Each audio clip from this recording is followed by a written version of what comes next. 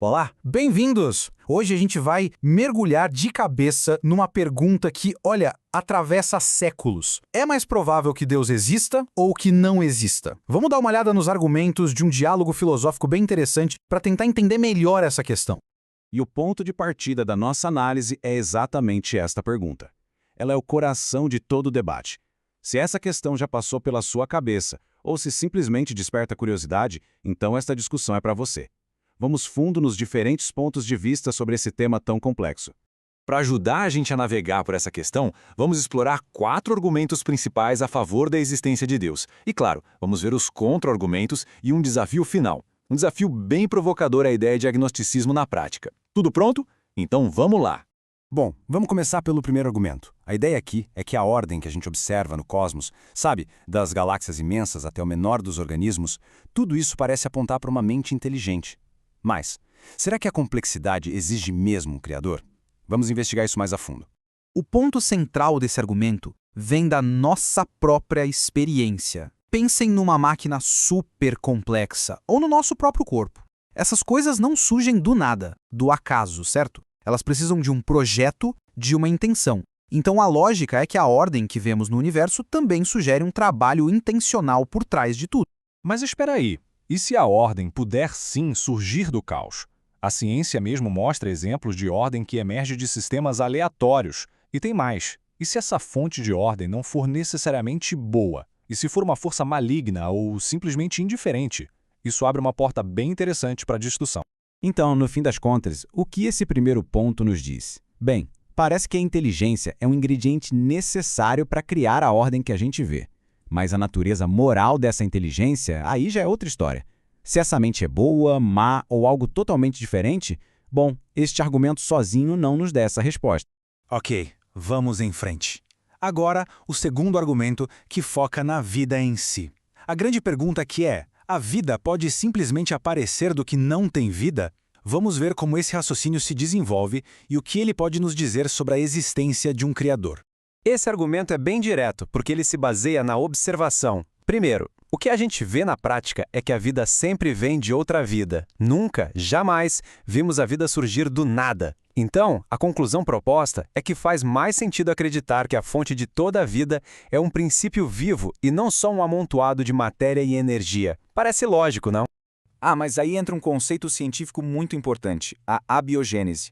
Aquela ideia de que a vida pode ter surgido de matéria inorgânica, lá num caldo primordial na Terra primitiva. Mas será que um raio num oceano de moléculas conseguiria de fato dar o pontapé inicial para a vida? Essa é a pergunta de $1 milhão que a ciência ainda tenta responder. A réplica para essa questão é bem astuta. Diz o seguinte: mesmo que um dia os cientistas consigam criar vida em laboratório, isso só iria provar o ponto principal, que é preciso uma mente inteligente para fazer isso acontecer. O debate aqui não é sobre uma possibilidade estatística minúscula, mas sobre o que é mais plausível. E é a ideia da vida surgindo do nada, por acidente, parece bem menos plausível do que a ideia de uma criação inteligente. Certo, agora vamos mudar um pouco de rota. Vamos sair do mundo físico e mergulhar de cabeça na ética. Existe um certo e errado que seja absoluto? E se existir, de onde vêm esses padrões morais? Vamos explorar essa questão que, convenhamos, é fascinante. O curioso sobre esse ponto é que, no diálogo que inspira a nossa análise, quem questionava ficou sem uma contra-argumentação imediata. A ideia de que existem verdades morais absolutas, sabe, coisas que são simplesmente certas ou erradas, apesar de toda a complexidade da ética, parece que isso o deixou sem palavras. Dá o que pensar, né? Tá, mas de onde viriam esses absolutos morais? O argumento aponta para duas fontes. Uma é interna, a nossa consciência, aquela vozinha que diz o que é certo e errado. E a outra é externa, um padrão revelado, algo contra o qual a gente pode medir a nossa consciência, como por exemplo os 10 mandamentos ou o Sermão da Montanha. Vamos ver no que isso dá. E aqui a coisa fica complicada, porque a consciência pode sim nos guiar para o bem, gerando culpa quando a gente erra, mas ela também pode ser usada para justificar o puro egoísmo. Então fica a pergunta, a consciência é um guia confiável ou ela é moldada de um jeito diferente em cada pessoa? É uma baita reflexão. Agora vamos falar de uma coisa que todo mundo conhece, o amor. O quarto argumento gira em torno dessa experiência humana tão universal. Mas o que é o amor, afinal? É só um impulso biológico para a gente sobreviver e passar os genes adiante? Ou tem algo mais? Vamos descobrir. Aqui a gente vê um contraste bem claro. De um lado, uma visão espiritual transcendente que enxerga o amor como algo muito maior que a biologia. Do outro, uma visão puramente materialista que resume o amor a um instinto de procriação. Qual dessas visões parece explicar melhor a realidade?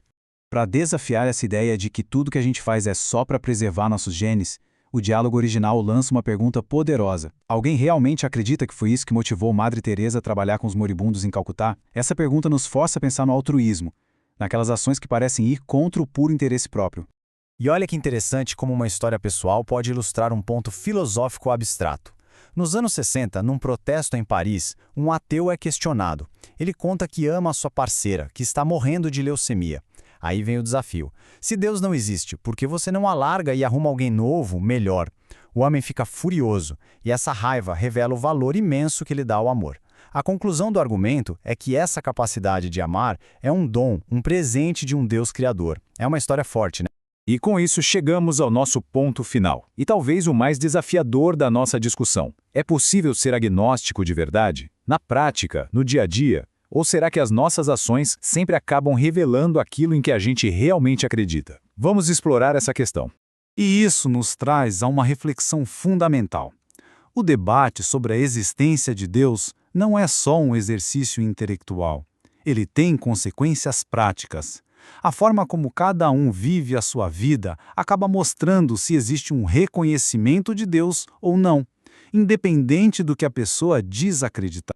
A ideia aqui é que, mesmo que alguém se diga indeciso intelectualmente, as ações do dia a dia revelam um sistema de crenças em funcionamento. Como usamos nosso tempo, nosso dinheiro, as decisões éticas que tomamos, tudo isso mostra o que a gente realmente valoriza. No fim das contas, as ações falam mais alto que as palavras.